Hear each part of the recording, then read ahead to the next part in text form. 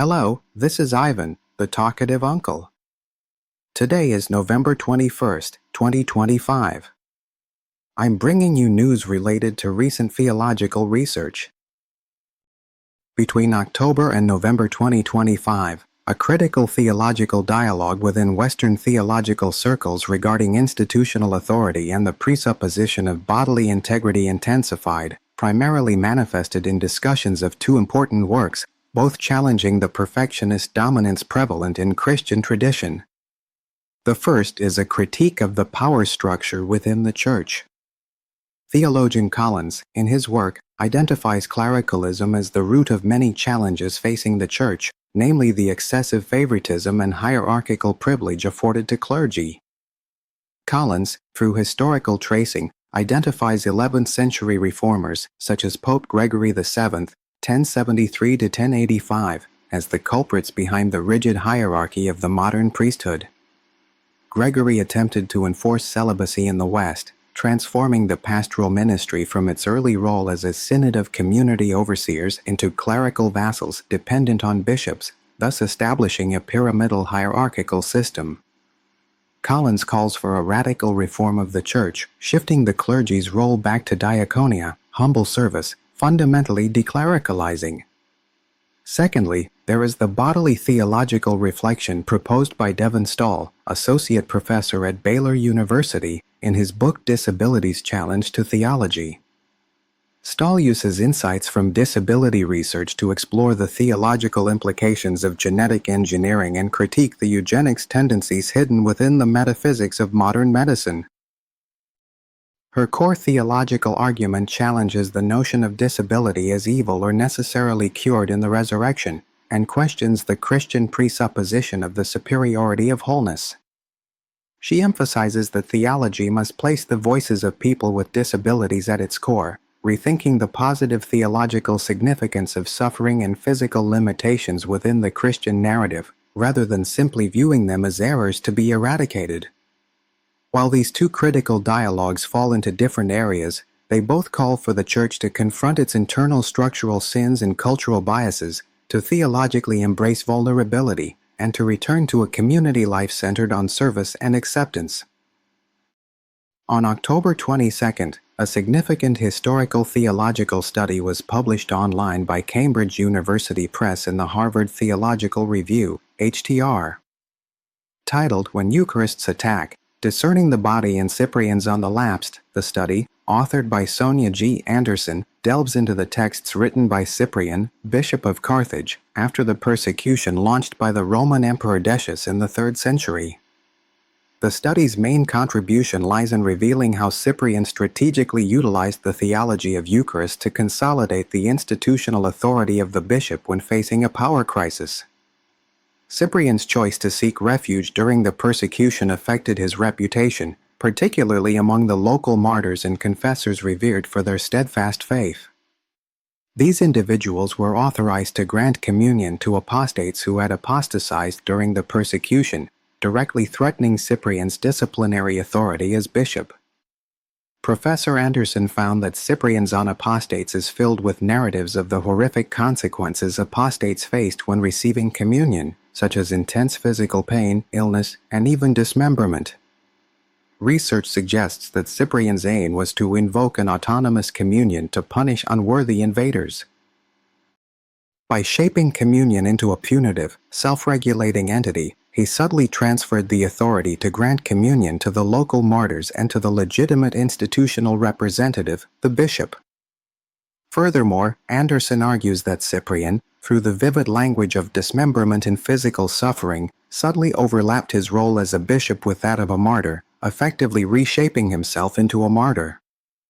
This research has profound implications for historical theology and sacramentology, revealing how sacramental theology was used as a political tool, rather than merely a conduit for spiritual grace, during a crucial period of early church power construction.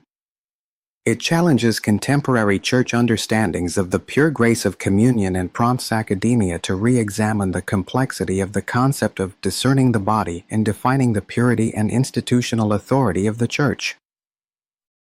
On October 29th, Pastor Stephen Tone, founder of the Reformed Evangelical Church of Indonesia, delivered a keynote speech at the 14th Chinese Reformed Evangelical Conference and gave an exclusive interview to the Gospel Herald.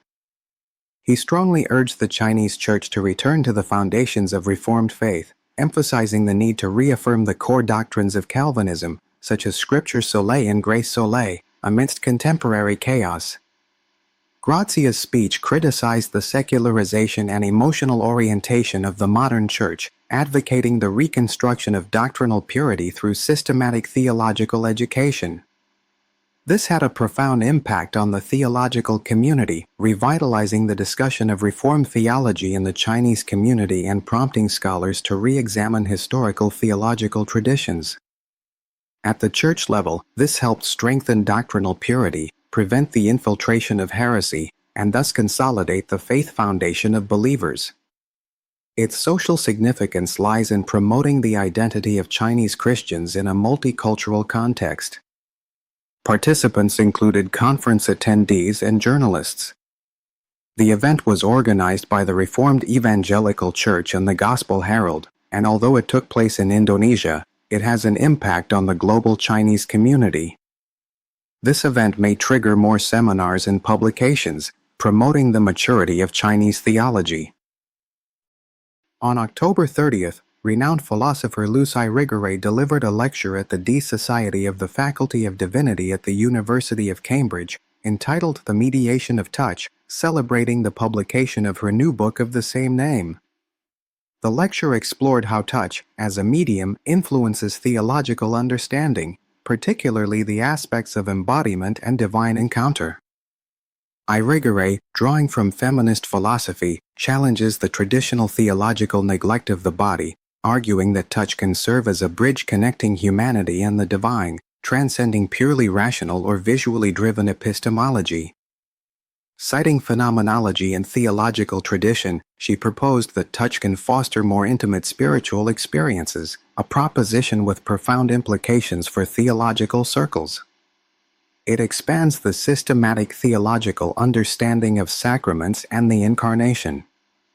The interpretation of renation encourages theologians to consider the role of the senses in faith. In the Church, this could influence worship practices such as communion or prayer, emphasizing the importance of bodily participation to enrich the spiritual life of believers. On a social level, this research promotes discussions on gender equality and challenges the legacy of patriarchal structures in religion. Participants included Cambridge University faculty and students, as well as students discussing the new book in Cambridge, England. This event strengthened the dialogue between philosophy and theology and may spark follow-up seminars or publications, influencing theological education in Europe and globally. Overall, it symbolizes theology's openness to multiple perspectives, contributing to the vitality of contemporary faith. On a November day, Christianity Today magazine published an article exploring how incarnation illuminates astrophysics. This research emphasizes the rarity of discussion surrounding contemporary scientific discoveries within the Church. According to the Barna study, most pastors are unaware that science is one of the leading reasons young people leave the Church. The article argues that the theological concept of incarnation, God becoming flesh, can provide a theological framework for the origin and structure of the universe. For example, the analogy between the Big Bang Theory and incarnation events points to a purposeful creation. The author advocates that the Church should integrate science into its preaching to address the questions of contemporary believers. This would not only strengthen the relevance of faith but also prevent the loss of younger generations due to the conflict between science and faith. This research has had a significant impact on theological circles, prompting theologians to rethink systematic theology. The section on creation and revelation in the Theology promotes more interdisciplinary dialogue. At the church level, this helps equip pastors to face modern challenges, enhances congregations' scientific literacy, and thus strengthens the Church's witness in secular society. As for social impact, this integration may alleviate tensions between science and religion and promote more harmonious public discourse. The organizations mentioned in the article include Christianity Today and the Barna Group. Although primarily located in the United States, its influence extends to the global theological community. This exploration is not only academic but also practical, encouraging theological seminaries such as Westminster Theological Seminary or Reformed Theological Seminary to incorporate scientific theology into their curricula, thereby cultivating leaders who can respond to the times. Overall, this paper symbolizes the trend of theology opening up to science and may trigger a new wave of theological innovation, influencing future church practices and social interactions. On a November day, Reformed Theological Seminary announced it had received nearly $1 million in funding from the Lilly Endowment Incorporated to launch the Kaleo Project, a 5-year initiative aimed at addressing the shortage of pastoral candidates in Reformed and Presbyterian churches. The project includes recruiting, training, and supporting potential leaders, nurturing a new generation of pastors through theological education and internship opportunities. Key components include theological curriculum reform, mentorship programs, and community engagement. This has significant implications for theological studies, highlighting the necessity of theological education in the face of contemporary challenges in strengthening the role of practical theology. At the church level, this will increase the supply of qualified pastors, stabilize local church leadership structures, and thus improve overall ministry effectiveness. The social impact lies in strengthening the presence of Christianity in American society, particularly in urban and rural areas. Participating individuals include the college president and development officer, and the organizations are Reformed Theological Seminary and the Lilly Endowment Incorporated. Locations include multiple campuses across the United States, such as Washington, D.C. This plan, which includes D.C. and Chicago, is not only about financial support but also symbolizes an investment in the theological profession and could become a model for other seminaries, driving broader educational reform. On November 7th, the China Graduate School of Theology, CGST, in Hong Kong released a newsletter on its activities, continuing to emphasize its earlier, August 25th, pastoral seminar, Living in the Interval, the Church's Identity and Adaptation in Transition, and its recorded review. This follow-up and promotion signifies the ongoing efforts of the Chinese theological community to elevate the issue of the diaspora from a practical level to an essential theological level, maintaining a high level of academic and pastoral attention for the subject from late October to November. With the expansion of the Chinese diaspora globally, particularly in the Western world, over the past few years, the development of Chinese churches in Canada, the UK, Australia, and other regions faces complex sociological and theological challenges. The seminar brought together senior pastoral leaders, including Pastor Jiwen Huang, Senior Pastor of Scarborough Chinese Baptist Church, Canada, Pastor Doanli, Executive Pastor of West Sydney Chinese Christian Church, Australia, and Pastor Weichu Zhao, Director of Manchester Alliance Church, UK. The seminar focused on how Chinese churches and their members exist in a state of liminality, a middle ground where they are neither fully part of their native cultural group nor fully integrated into mainstream society. This liminality brings multiple tensions, including the challenges of integrating Chinese and local cultures, the challenges of faith transmission faced by second-generation immigrants born and raised in Western societies, and the contradictions and opportunities arising from new and old immigrants from different backgrounds living under the same church roof. CGST's framework for discussion, based on identity and adaptation, demonstrates that the Chinese theological community has recognized that this is no longer simply a matter of church growth strategies, but a systemic theological challenge involving a fundamental reshaping of ecclesialism. If the essence of the church, being, is intertemporal, then ecclesialism traditionally based on a single culture or geographical location must be revised. This cross-regional dialogue demonstrates the continued leadership role of Hong Kong theological institutions in global Chinese theological reflection, committed to providing a stable and insightful theological framework for the rapidly changing global Chinese church, and calling for the development of a more universal and flexible pastoral model to faithfully transmit the gospel while embracing the complex realities of the diaspora.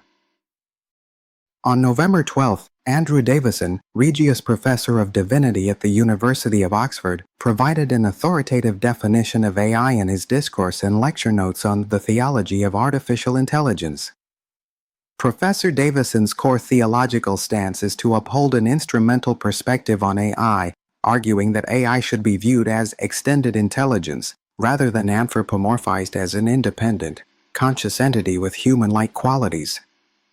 To this end, he cites the philosophical view of the medieval theologian Thomas Aquinas regarding the existence of tools, namely that tools should serve the interests of the user, not the purpose of the tool itself. This strict definition of tools aims to counter the excessive focus of contemporary media and the tech world on speculative futures of general artificial intelligence, AI. Davidson argues that such speculation is a red herring, distracting theological attention from the actual ethical impacts of AI in current society. Theologically, Davidson views humanity's ability to create AI as a crucial manifestation of the doctrine of the Imago Dei, image of God, or humanity, as inheritors of the great Maker, reflects divine creativity in its act of creation. However, he also connects traditional systems theology with contemporary technological ethics, offering a theological warning about original sin. Everything created by humans bears the mark of the Creator. Therefore, AI systems and algorithms are likely to inherit and reflect humans' sinful impulses and biases. This necessitates a high degree of vigilance regarding the ethical impacts of AI development and application on global justice, inequality, and the nature of work. In conclusion, Davidson's arguments provide a solid framework for Christian ethics, successfully grounding the discussion of technological ethics in traditional creationism and original sin, thus ensuring the depth and practicality of theological dialogue. If you'd like to learn more about today's news or other content, please leave a comment below. Thank you for your support. Please subscribe, turn on notifications, and share to support this channel and help it continue. You can also visit my Patreon page to learn more. Let's get to know God, reflect on our faith, and live out Christ together.